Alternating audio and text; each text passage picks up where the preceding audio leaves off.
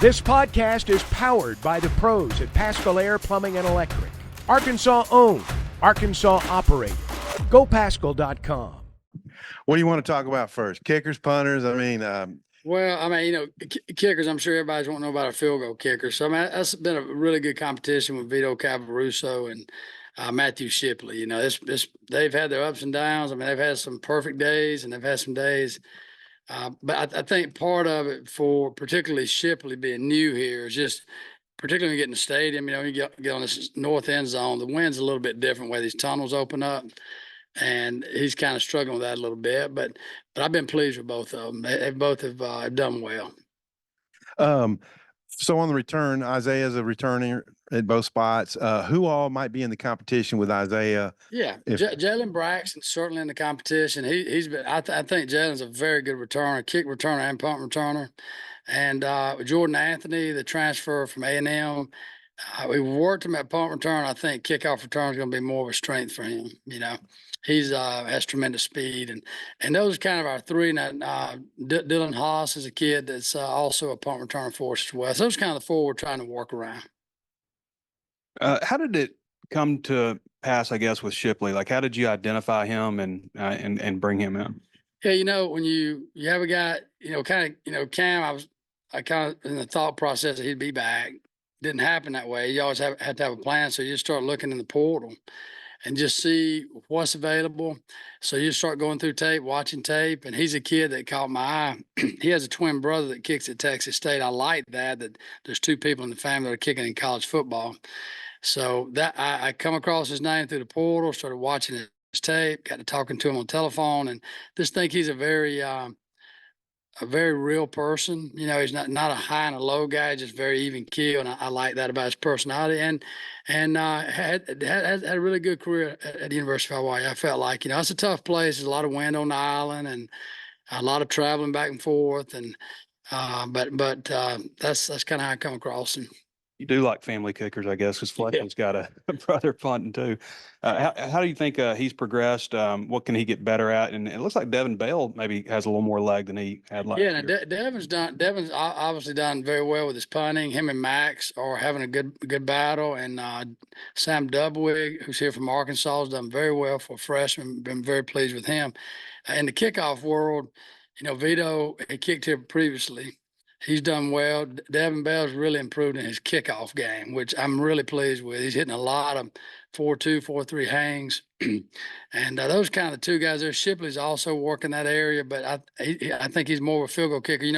At the University of Hawaii, he was a punter there and a field goal guy, which is kind of unusual. But that's kind of what they need him to do. So for us, he's going to be a field goal kicker and a kickoff guy. Fletcher, what do you see? Yeah, Fletcher's done well. Him and Devin, I'm telling you, two very good punters, and they really go after it. And everything we do, we kind of break it up into three categories. We do a charting in practice. That's kind of when nobody's around. It's me and the kickers. We do a lot of that work, but we base the grade off a very small percentage there. Then we do live reps. It's pressure now, right? People are around. We got defense rushing, and then the scrimmage reps are really high value.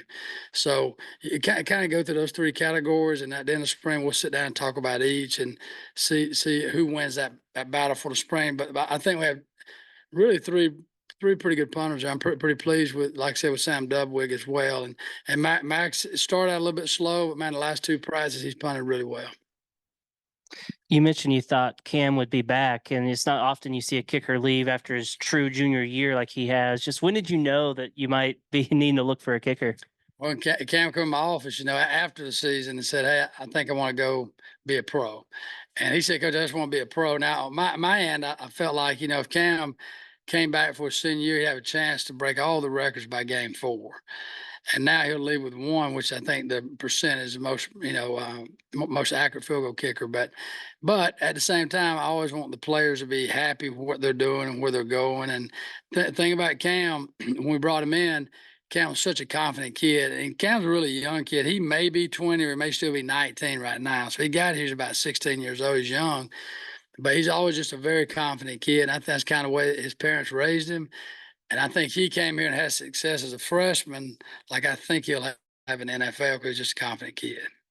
And you saw Vito couple of years back whenever he was here, and now he's back. Just where have you seen him improve as a kicker? Still a very strong leg as a kickoff guy. Field goal kicker, I think he's much improved. You know, he got here as a freshman. He would hit a great ball, and then the next ball might be really wide. But he's just a very consistent field goal kicker now. And when his misses are small misses, not big misses. Arkansas fan, might they be spoiled at how accurate Cam was? We might not have seen a better kicker here. Yeah, you know, Cam was anywhere from 81 to 83% every year, and you know, but what I always tell a field goal kicker, let's be at 80%, and you got a chance to be one of the best in the country. If you can hit 90%, they're gonna be talking about you all the award ceremony, right? Lou Graza ceremonies. But worst case, we won't stay in that 75 to 80. But yeah, people do get spoiled. I'm spoiled, but I'm hoping I can get these other guys to be somewhere near that mark. We know of Broden's skill as a gunner. I wonder if there's anybody else who stands out to you, safeties and all, who are just really good special teams guys you can rely on, and who would be the other gunner this year? You know, I think you do have Broden back. Slaughter, who transferred from Tennessee to Nico, he's done very well. Been very pleased with him. Over at the other spot, which we call our end, Jalen Braxton will have a chance to start there, and Jaden Wilson's got some reps there. He's been kind of up and down with an injury this spring, but he's gotten a lot of reps there.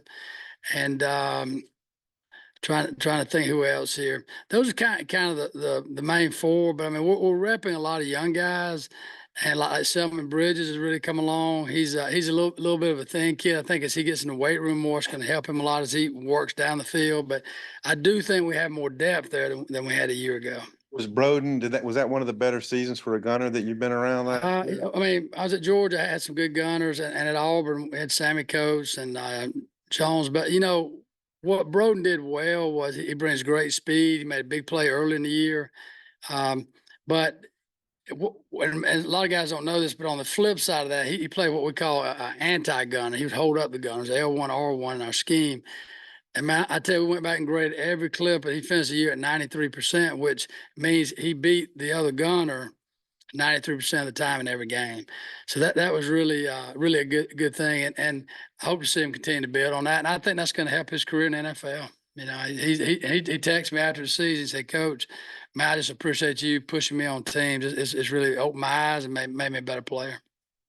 BetOnline is your #1 source for all your betting needs. Get the latest odds, lines, and matchup reports for baseball, boxing, golf, and more. BetOnline continues to be the fastest and easiest way to place your wagers, including live betting and your favorite casino and card games available to play right from your phone. Head to the website or use your mobile device to sign up today and get in on the action. Remember to use our promo code BELIEVE, that's BLEAV, for your 50% welcome bonus on your first deposit. Bet online, where the game starts.